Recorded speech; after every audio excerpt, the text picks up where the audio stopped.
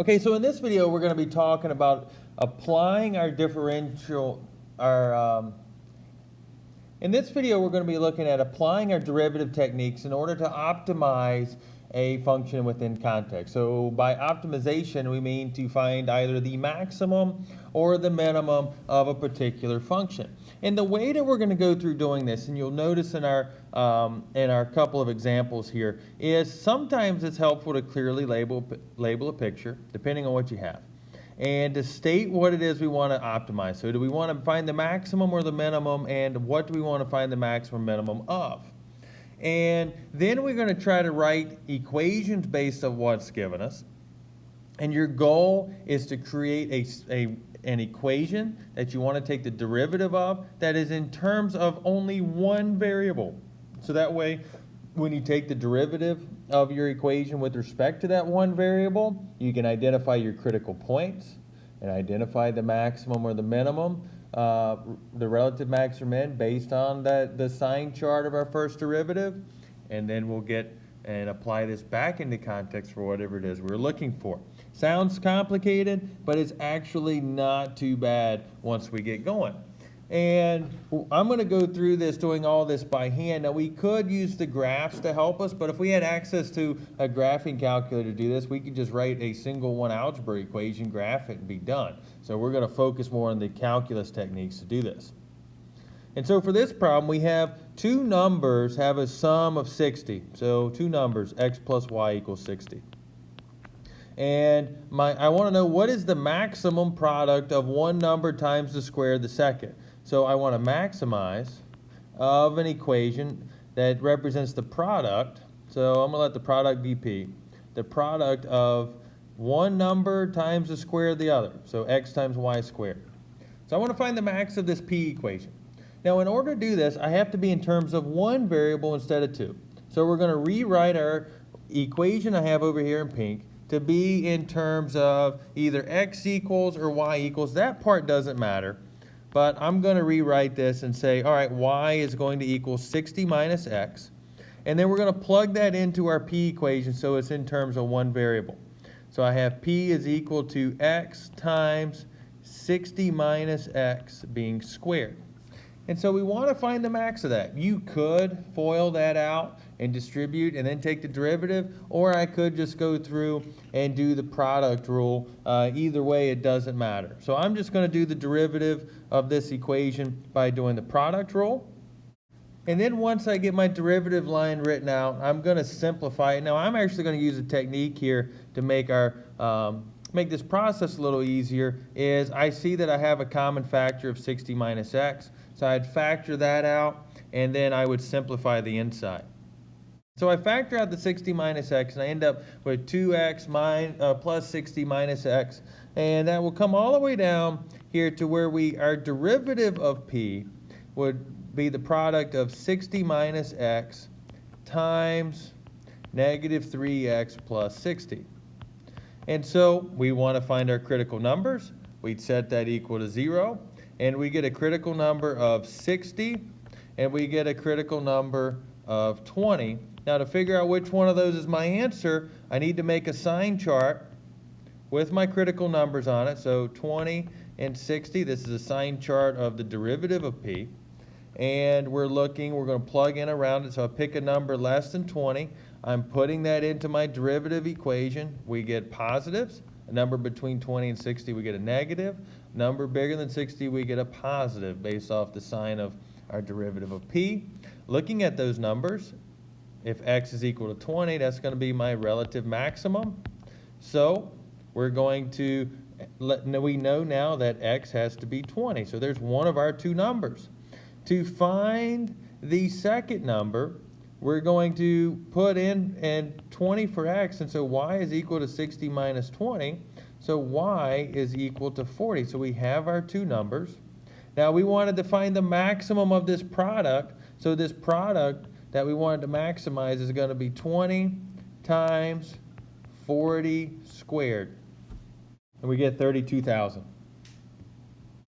All right, another example here. So this one we have 40 feet of fence to enclose a rectangular garden along the side of a lake. What is the maximum area that we can enclose? So we already have a diagram here. So what I'm going to do is I'm going to label two sides. So we have a rectangle, so opposite sides are equal. So I have two sides of X and one side of Y.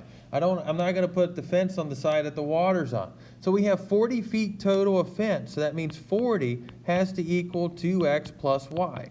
So I have that expression. Now I want to write an expression that we want to maximize. We want to maximize the area.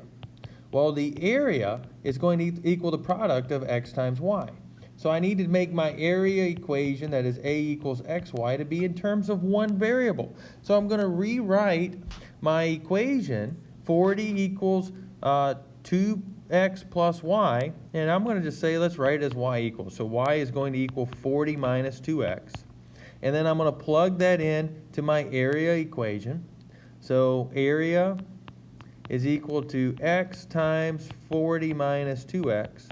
And now I want to maximize that equation. So I'd find its derivative. Now this one is going to be, it'd be a lot simpler just to distribute the X. So we'll call it 40X minus 2X squared. We take the derivative of A with respect to X here. So I get 40 minus 4X. Set it equal to 0 to find my critical numbers, or my critical number per se, and I get X to equal 10. And so let's confirm that that is the maximum. So we'll do a sine chart for the derivative of A.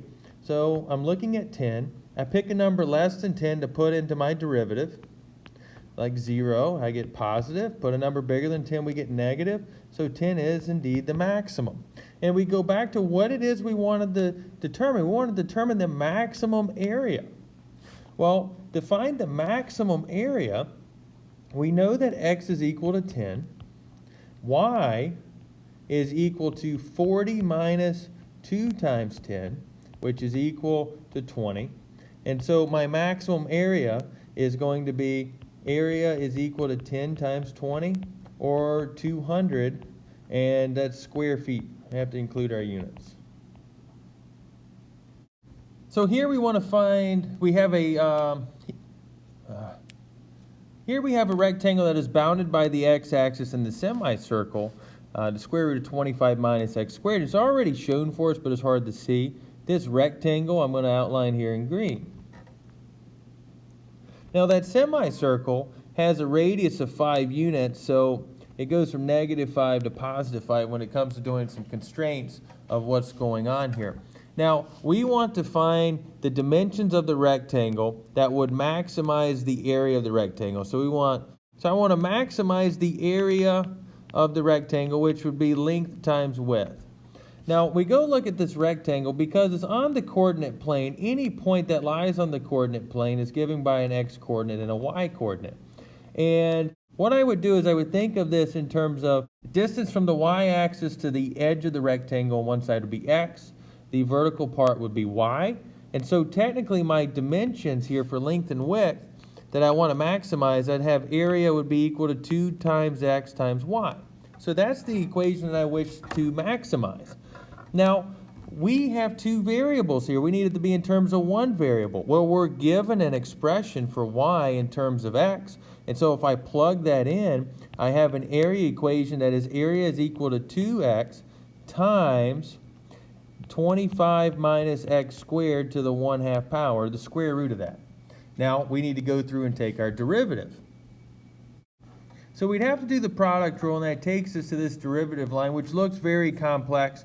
What I'm going to do is, through the process of simplifying, I'm actually going to take out pull out a 25 minus x squared to the -1/2 power, and I'm going to rewrite what I have. So that's going to give me the derivative of a is going to equal 25 minus x squared to the -1/2 power times everything that's left in there. So I have 2x times 1/2 times -2x, and that derivative line that I have, I forgot that 1/2. When I pull out a 25 minus x squared to the -1/2, that's right, that exponent is going to become a 1.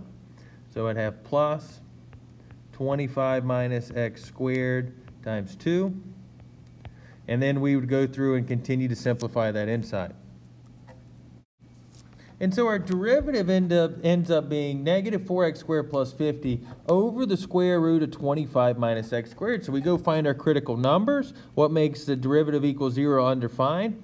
Our critical numbers here are going to be when x is equal to positive or negative 5. And what makes the numerator equal 0 as well, which is going to be x is equal to positive or negative 5 roots of 2 over 2.